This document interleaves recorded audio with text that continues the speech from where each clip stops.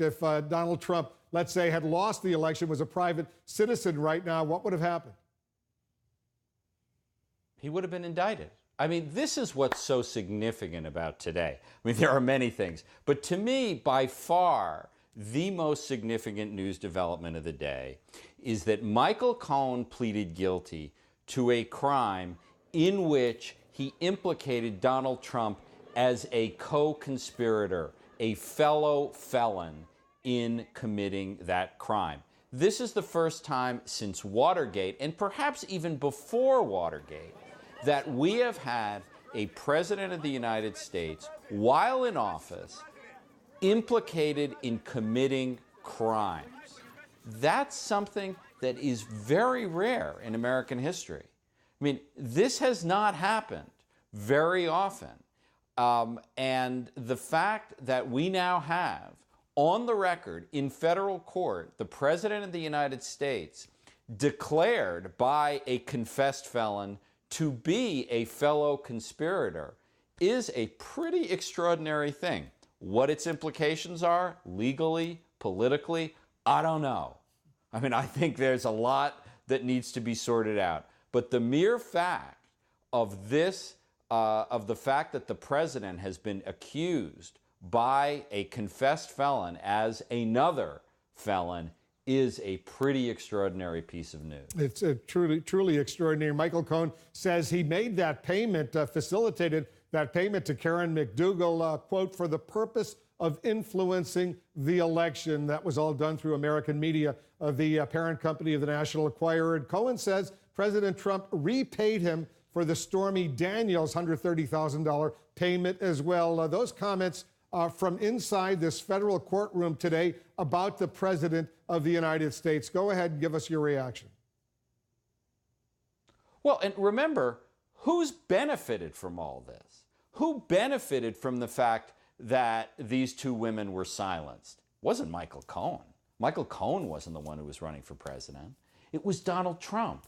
So if you wanted to look at the way prosecutors generally view culpability, they look at who benefits, who made the money, who is at the top of the pyramid. Here, there's not even close to a debate about that. This was something done for the benefit of Donald Trump, who, according to Michael Cohen, directed the entire illegal conspiracy. Remember that phrase, at the direction of.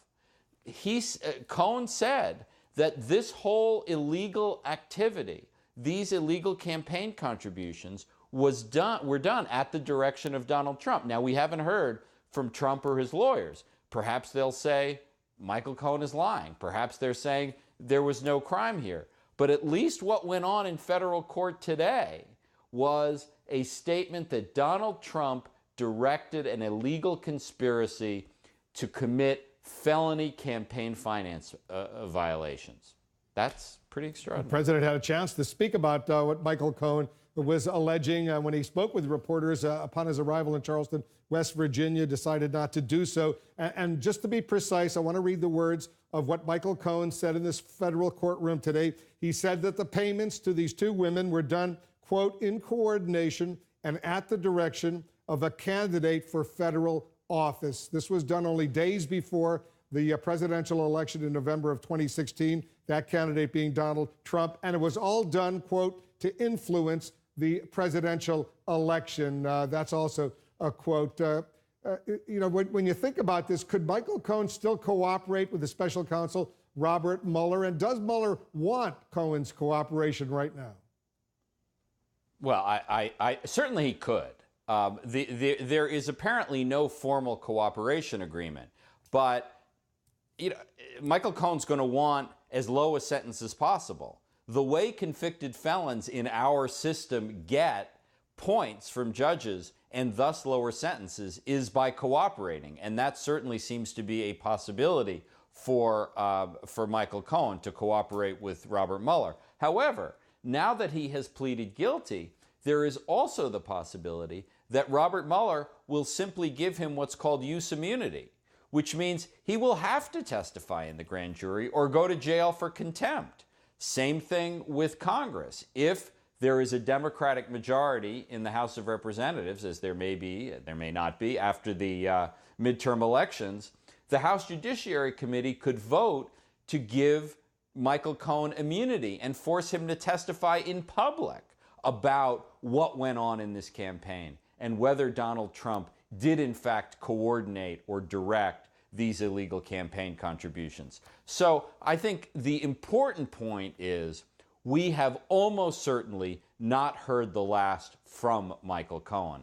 What form that statement, that testimony takes is, I think, uncertain at this moment.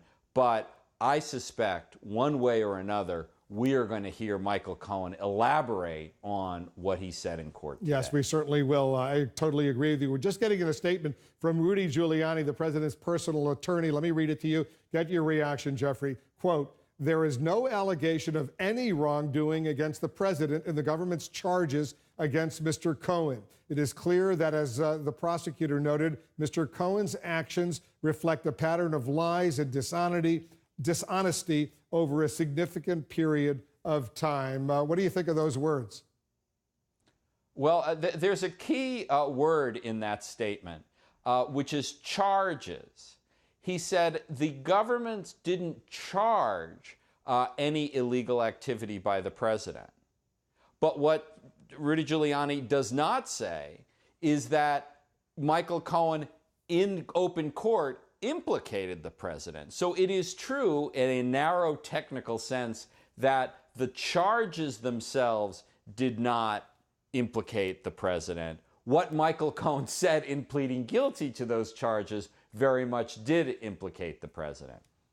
People can draw their own conclusions about that. We're also getting a statement from Lanny Davis, who's one of the attorneys representing Michael Cohen. He's just tweeted this. Let me put it up on the screen there. You see it. Today, he stood up and testified under oath that Donald Trump directed him to commit a crime by making payments to two women for the principal purpose of influencing an election. If those payments were a crime for Michael Cohen, then why wouldn't they be a crime for Donald Trump? What's your reaction to the statement from Lanny Davis? Good question. Why wouldn't they be a crime for Donald Trump? I mean, this is such an unusual situation because you have an underling pleading guilty to a crime where he implicates the higher up. The higher up is the real beneficiary of the crime, but because he's president of the United States, at least according to the Justice Department policy, he can't be charged with the crime. It's an unusual situation. Lanny Davis's tweet, I think, makes very clearly the peculiarity of this situation.